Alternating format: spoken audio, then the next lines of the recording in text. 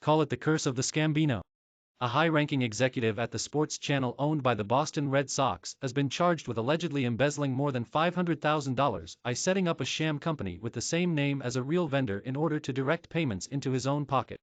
Alley Legassa, 49, of Burlington, Connecticut, had been the vice president of digital media for NESN from 2019 until last month when company officials discovered the missing money, according to prosecutors. A lawyer for Legassa didn't immediately return a message seeking comment.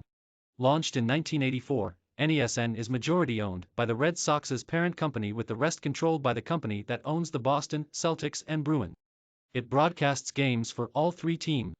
A spokeswoman for NESN said the court filings spoke for themselves and declined to comment further. About a year after Legassa started working for NESN, prosecutors say he allegedly began steering payments to a Stamford, Conn-based company called Alley for web design and maintenance services he purported the firm was providing for the network. In reality, NESN had a contract for similar services with a New York-based company called Alley New York, according to court documents.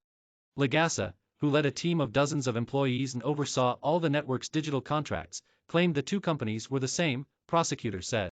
Both companies were listed as Alley Interactive LLC in their registration papers. Legassa even went so far as to instruct the network's accounting department to create a different vendor ID for the sham company, claiming it was a separately incorporated entity from the one in New York, but that they were, in fact, the same business, court documents allege. Over the course of the next 2 years, prosecutors said Legassa submitted invoices for $672,500 for work purportedly done by Alley, of which the network paid $575,000.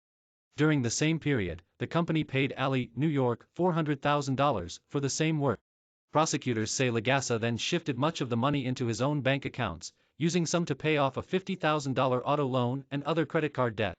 According to a separate civil suit filed by NESN against Legassa, Alley never actually provided any services for the network. Eventually, employees in NESN's finance department detected the discrepancy, and a review of incorporation documents showed that Legassa was listed as the owner of Alley. When confronted, Legassa tried to claim that Alley Interactive LLC was a common name according to NESN's civil suit.